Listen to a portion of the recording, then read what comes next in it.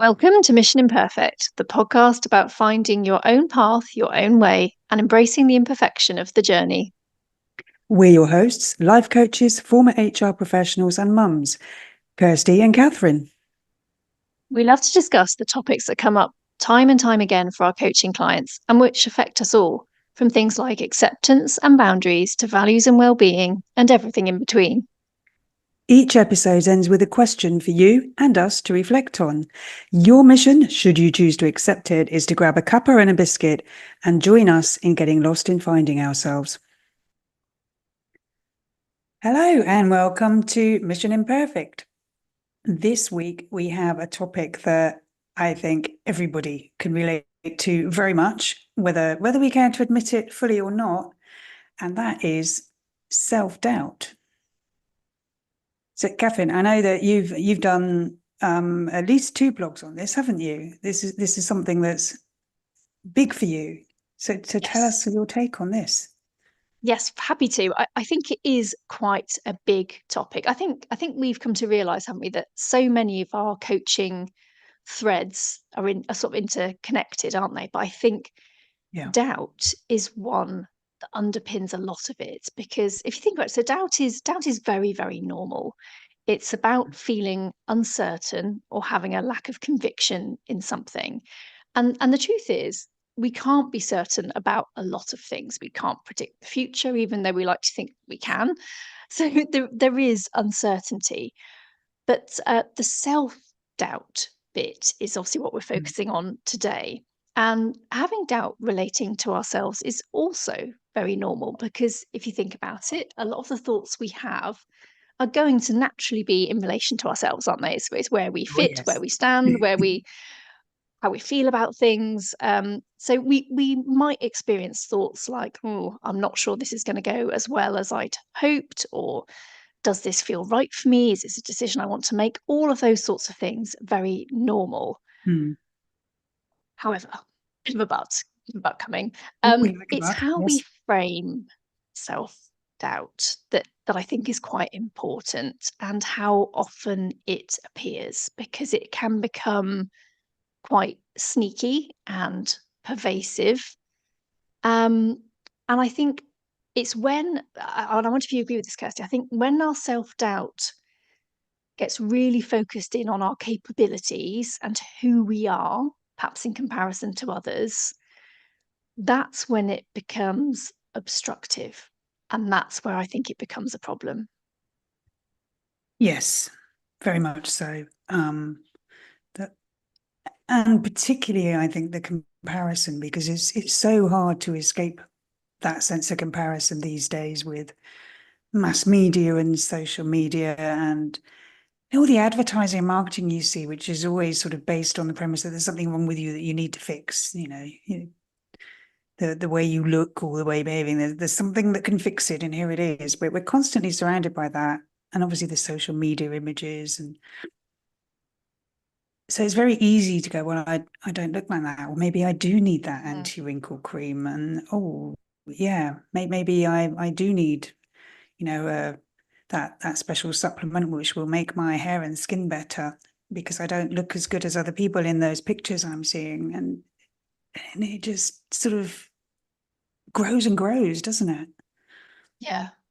And it's probably worth us saying, actually, because obviously with coaching, we will talk with people about self-doubt, won't we, Kirsty? But it's not in the sense of something needs fixing about you in order for you to not have self-doubt. I think it's more about, we recognize that you can have self-doubt, but it's not about fixing you underneath that to remove it. It's about accepting who you are and managing that self-doubt, that very normal experience of self-doubt. Because actually, you had a really interesting take on this, Kirsty, about an element of self-doubt not being a bad thing, in fact.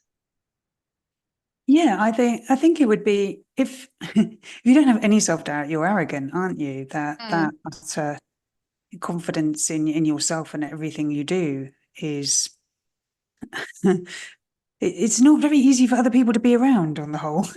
And we can't expect to be able to do everything first time, or to be able to do everything well, or to have to conform to society's current idea of perfect good looks and the perfect body and everything else. It's not going to happen. And yet, when we do see all that kind of stuff out there, and you will compare that, there's going to be that little bit of questioning. And can I do this is a reasonable question.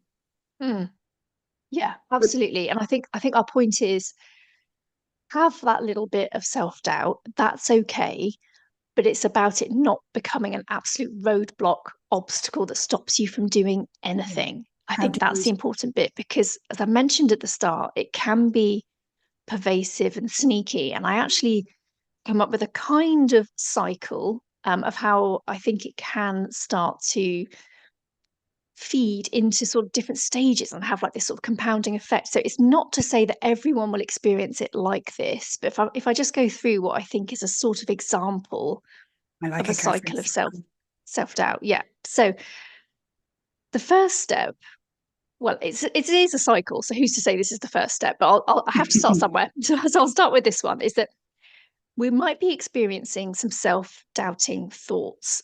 So, for example, I'm not sure I can.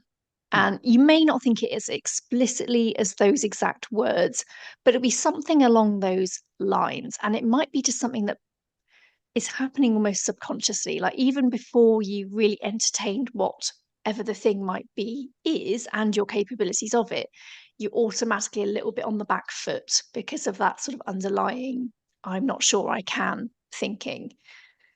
And then with that already in place, you can sort Mhm. of start to overlook things like your strengths, your attributes, your achievements, the things that actually show that you can, because you've already started doubting that you can. If that kind of makes sense.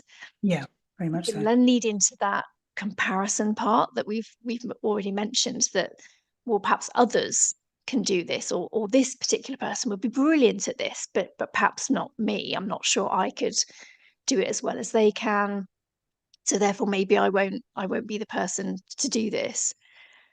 And then we've started to put up what I see as sort of step number 4, these sort of barriers and obstacles in the way, reasons why not to. And they start to become, they grow and they seem Mhm. insurmountable, because we've started to build up these ways in which we are likely to fall short in this task, whatever it might be. And then you can almost see inevitably after all of those steps, you're likely to perhaps talk yourself out of that decision rather than into it. So, a good example would be something like a job opportunity that you see. It's really attractive, you really want it, but when you start with that little voice of self doubt, it can kind of, a bit like that snowball that goes down a hill, it can gain Yeah. momentum. It could start as that small snowball, which is very normal to have. Like, you don't know what the other candidates are going to be like. You don't necessarily know the company yet. There are lots of ifs and buts and that uncertainty that we mentioned right at the start. We don't know all the answers yet, but we can let our thoughts sort of run away with us, and the snowball goes down the hill, and by the time it's at the bottom it's massive and it's squashed you. So you don't perhaps even give it a chance. So that's like an example cycle that I sort of came up with, and it is in one of the blogs that I've written, and I'll share it in the show notes. Mhm. um but yes, it can, you can see, can't you, how this sort of compounding snowball effect can happen with those sorts of Yeah. steps. Yeah, it all builds up, doesn't it? And I think the point is our brains give us more of what we focus on. So once we start letting those doubts take over, once our brains are going down that path, it's naturally bringing in more. Yeah, we seek to confirm what we think we know, Yeah. don't we? That's is that Yeah. confirmation bias, I think they call it. It's like, well, I That's think that's the phrase I was trying this to think of. isn't. Thank you. Yeah. Yeah, so I think this is right. Oh yes, now I found some more evidence to back up what I think is the case. And it's a Yeah. shame because actually it means we're potentially ignoring a lot of truths around us because it's a bit like tunnel vision. Hmm. Very much so, Um, isn't it? but but going back to this idea of self-doubt not being all bad news. I think there's something about feeling unsure for a moment is incredibly normal, right? We're not certain and sure about everything. So pausing to evaluate, to check, and to choose is definitely a good thing. I think I call it healthy questioning. It's when it's something like, is this right for me? So going back to this example of looking at a role, it's like, well, do I really want this? Or is it potentially a little bit round peg, square hole, and I'm going to try and make it fit? Or is it coming from a place of actually, I really do want this. It works for me, my lifestyle, all of those kinds of things. And just checking in with all of that first and finding out some information if you need to. That's very different to leaping to that kind of self-doubt place of, well, I don't think I'll get it anyway. I don't trust myself to make a good decision here, or something Yeah. similar like that, laden with that self-doubt straight, like they won't pick me. It's a very it's a really hard place to come from, isn't it? To then think, well, It maybe they is. will pick me, to flip that round if you've already started with the maybe they won't. Yeah, if you give your brain that opening of just finding a couple of, pros rather than cons, then your brain recognizes that you are looking for those things as well. So your tunnel vision is do you reduce tunnel vision or expand it? You know what I mean. Yeah, Wrong I know what metaphor you mean. there. It helps sort out your tunnel vision. Let's leave it at that. Um, yeah, because I mean, to go back to the example you used of applying for a job, the questioning can be really healthy in that context, because if you highlight the potential sort of shortcomings in your experience and qualifications or whatever for a particular role for yourself ahead of an interview, you were very well placed to then respond to those when the interviewers raise them. So that's a really healthy and useful questioning.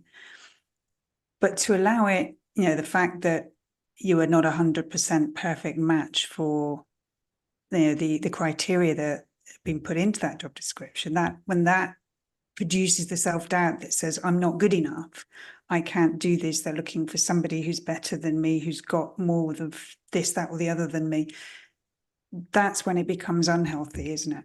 Yeah. And you're actually making someone else's decision for them, right? Yeah. Because remember, if you don't put your hat in the ring, you're never going to know. You put your hat in the ring, they may say, sorry, there are better qualified candidates than you on this occasion. And that may be true and that may be fair. But equally, if they ask to see you, you're already at a point where they're thinking, this person has got something to offer, right? They're not going to ask to see you if they don't think you've got something to offer. This is a really interesting point, actually. Funny that we're using this example of a job interview. I wonder if you've come across this, Kirsty. I'm not sure. They say some statistics. Is there a certain percentage of statistics that were made up? I think even that was a joke in itself. But you might have heard this one. It's about the differences between men and women, actually, when they look at a job description for a role.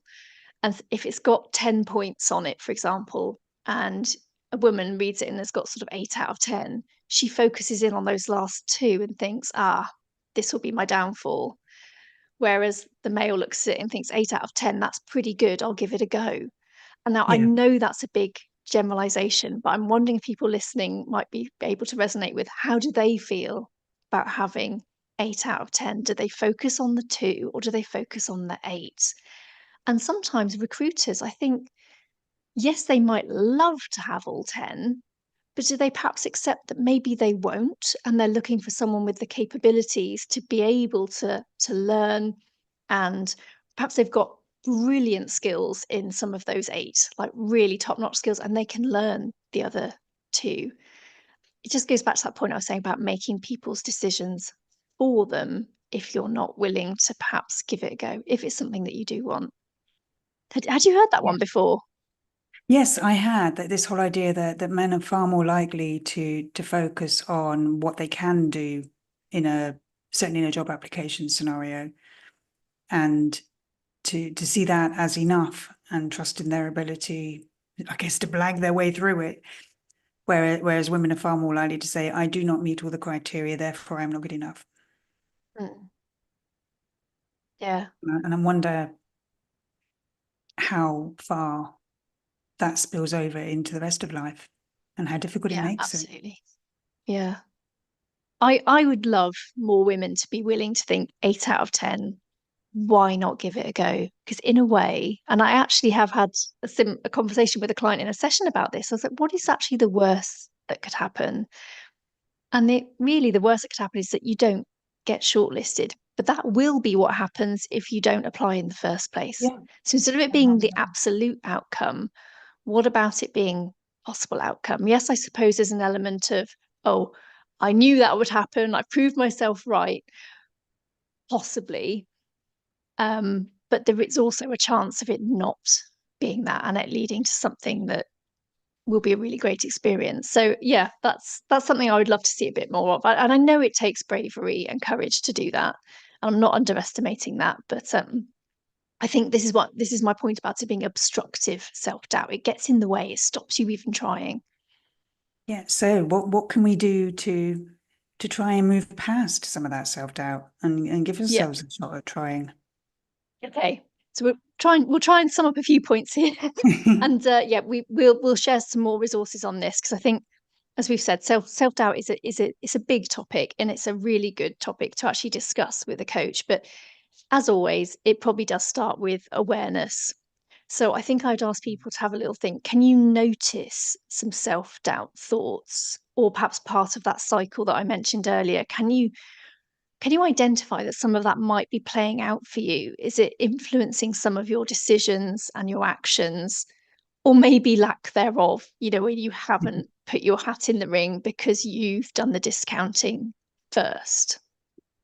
So I Yeah, think that would and be somewhere to start.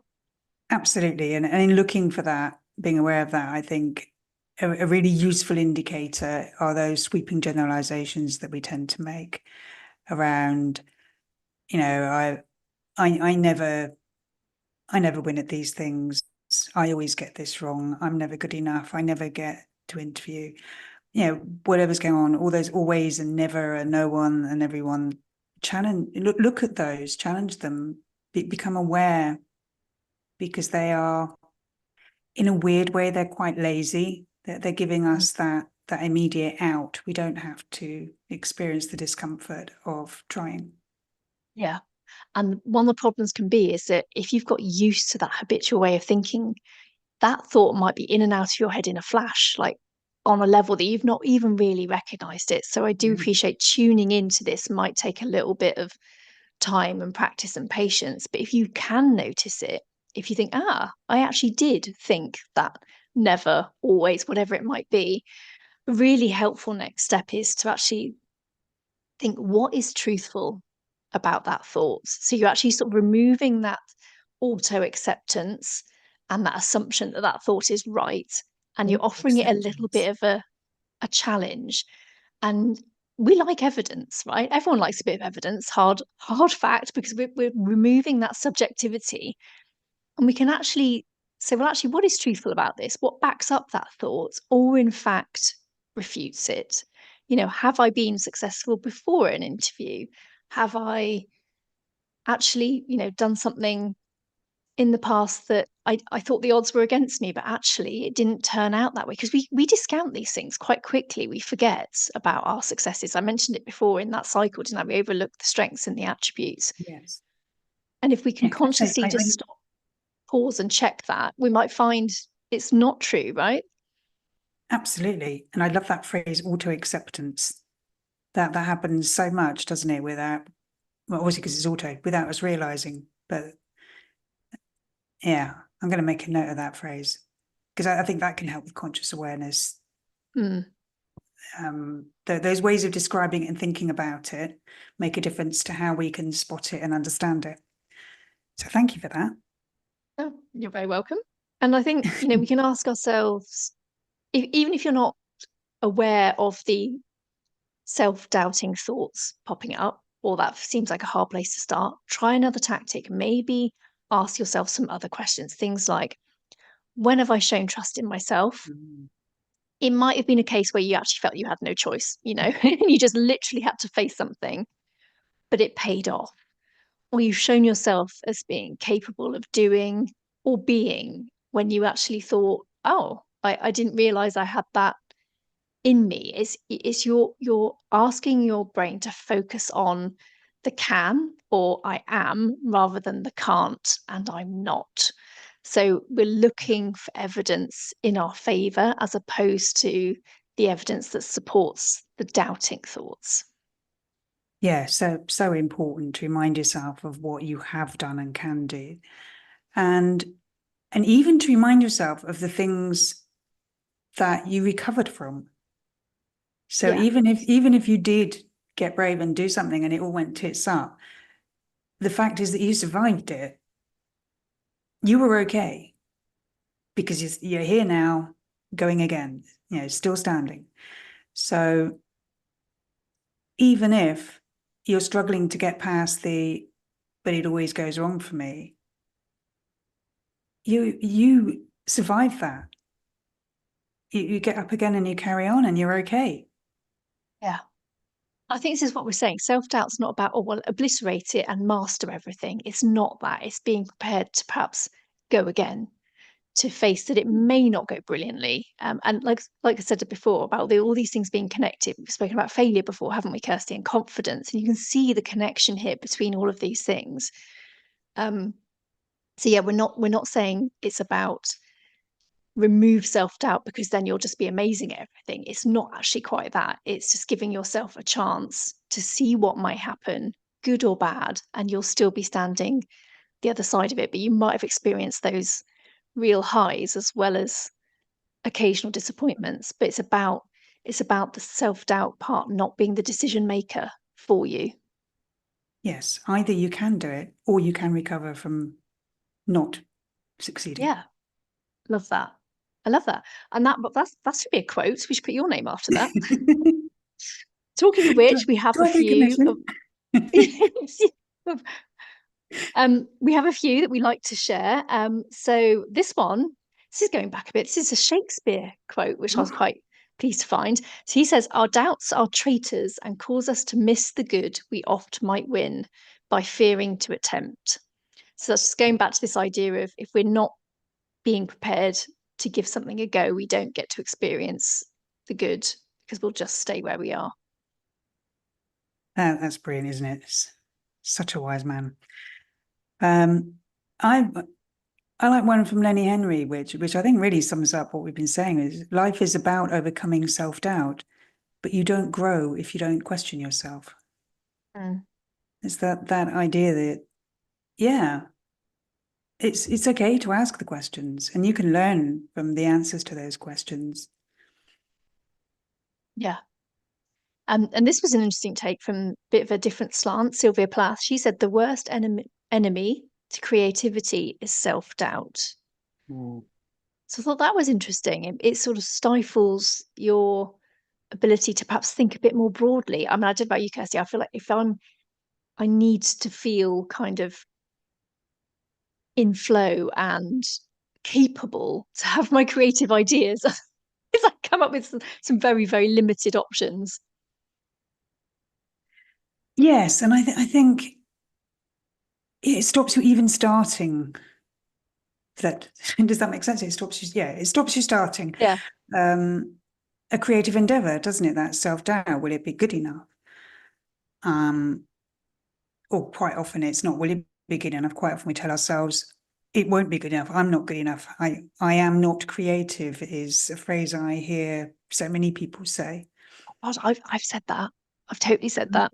And it's because I think of it in a very traditional sense. Like my artistic skills, absolutely crap. Not, I still draw bad stick people. You Yes. would think it was possible, would you, to draw a bad stick person? And Oh, yet, no, no, I've got it yeah, down. hands up. I've got it But down it's to just like, fine art. Pardon the pun. yeah, Yeah. yeah. But actually, creativity shows itself in so many different ways, doesn't it? So I think it's very easy to put a sort of stamp on of not creative. But it's like, well, actually, that creativity just might be in a very different way. Don't ask me to say what ways it might be, but we'll genuinely think about it though. I'm not going to say I'm not going to own that phrase of not being creative. Just have to work out in what ways it is possible for me. Writing, I do love writing. Absolutely. You do a lot of writing, you do it well. I mean, speaking for myself, creativity is about making things. I make a hell of a mess. I'm not sure that counts, Kirsty. Don't burst my bubble, Kathryn. Right, sorry. But like, like cooking and baking and stuff. This is interesting, isn't it? Because baking's like science, got to follow the recipe. And yet, just making up a meal, you can just kind of let loose and put in whatever you like, can't you? Are you Yeah. a recipe follower or rule breaker? Just throw in what you have. I am not really much of a cook on any level, but when I do cook, I prefer to just throw stuff in and see what happens, to be honest. Does it normally Which is work? weird because I am quite a rules and process sort of person normally, but yeah. So certainly with savoury things, maybe when I do try to bake, I am actually more of a recipe follower, interestingly. But when it comes to sort of cooking a meal, Yeah. I'm I think you I have to with baking. I don't think you can try and make a cake and expect it to work if you don't like, put the eggs in or something. You just end up with a pancake or something. well, I do But anyway. It doesn't matter how much I follow the rules, I end up with something that looks much more like a slightly overweight biscuit than a cake. I was going to say at least we've gone round to food and we've managed to get biscuits back in. But I think we've slightly gone off topic. So I'm going to bring us Oh, back. really? I'm going to say to we're distracted by food. It must be lunchtime or something.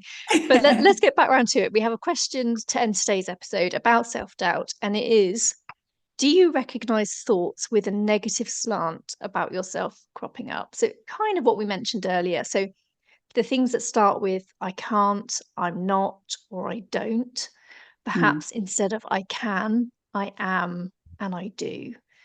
So I'd just love everyone to have a little bit of a think about that. And I have to be really honest with you, it is very normal. I do notice them now with myself, but that is partly because I have practiced a lot and I am a coach. So I help other people identify these thoughts. So I have to pay attention and I make a real effort now about what I choose to do. I try to make it more of a choice now. It's like I'm choosing to do this rather than assume I can or I can't with something. And I know success isn't guaranteed, but I am trying to, and I think I am getting better with sort of going with the flow and let's see how this goes. A bit like this podcast. We didn't know we were going to end up talking about cakes and biscuits and whatnot, although it was probably inevitable. But I also know it's because the intention is coming from a good place. What do I want to get out by trying this, whether it will or won't work? I know my intention by choosing is coming from a good place. That's my kind of philosophy. What about you? Ooh. Yeah, I mean, like you, I have practiced quite a lot at spotting those negative thoughts, self-doubt, the limiting beliefs. And for me, it often comes down to the linguistic thing, looking for keywords, because you sort of train your brain to spot those red flags, as it were, and then challenging them. I never succeeded. Well, actually, I've held down jobs, I've passed exams, I've done this, that, and the other. So that's a load of bollocks, isn't it? And also, a thing that's really helped me actually is the whole, what's the worst that could happen? Mm, Which sounds a bit odd because it makes you think of how badly wrong things could go. But normally, it's not actually that bad. I mean, no, most of the things we have self-doubt about are pretty mundane. And we make, oh, okay, I can make a huge deal of that, of the self-doubt that comes up, when really, if I just give it a go, what's the worst that's going to happen? yeah. And usually it's not very bad. And then my brain goes to, well, how would you respond to that? How would you deal with that? And you've dealt with all the other shit that's happened. So Mm. why not this? I think that's the perfect note on which to leave today's episode. So I hope everyone can perhaps have a little think about that. And if you can start thinking about, I think it's so powerful, isn't it? When you say things like I can't, I'm not, I don't, how much more powerful is I can, I am, I do, and I choose. I love those. So I think if we can leave that with people to have a little mull over, I think that would be a perfect place to end today's episode. So thank you all for listening, and we'll see you all soon. Thank you for listening to this week's episode of Mission Imperfect. Please visit the show notes for details on how to contact us and for any resources we may have on the topic discussed. Until next time, keep being imperfectly you. No one does it better.